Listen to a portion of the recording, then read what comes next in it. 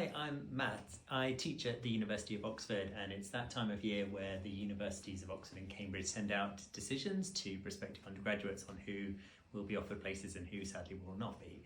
And it reminds me of the fact that 25 years ago, I received a letter from Cambridge University telling me that I was not going to be offered a place, and I was very disappointed at the time. So I like to share at this time of year to those of you who have applied and maybe not been offered places that story, because it should hopefully provide some comfort. It's crucial to remember that you're not alone. More than 80% of applicants to Oxford University, for example, are sadly not able to be offered places. And that's not because they have underperformed, it's just that we simply don't have enough capacity to take more students on.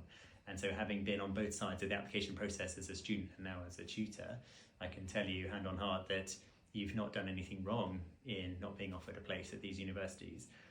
Some notable celebrities have shared their stories of not being admitted to competitive universities, like Steph McGovern and Rob Rinder in the UK have shared not getting into Oxford and Cambridge. Over in the US, Tina Fey has spoken about not getting into Princeton University, and Warren Buffett famously didn't get into Harvard.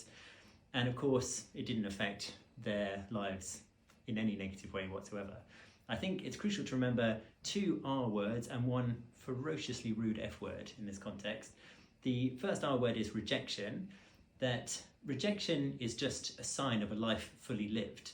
People who are never rejected from things, bluntly, are not pushing themselves hard enough. They're probably living in a comfortable rut and they're not trying hard, I would argue.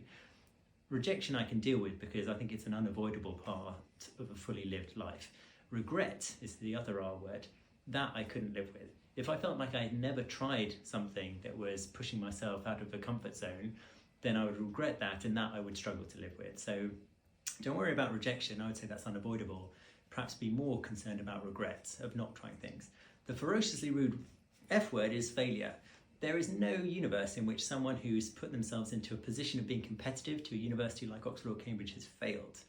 That would be a bit like saying if someone wasn't selected for the Olympics team that they're not a particularly good athlete. It's kind of ridiculous.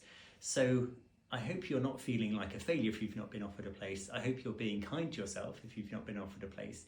You're still statistically a stupendously extraordinary individual, and you should be aware of that fact and recognise that this not being offered a place will just spur you on to greater things.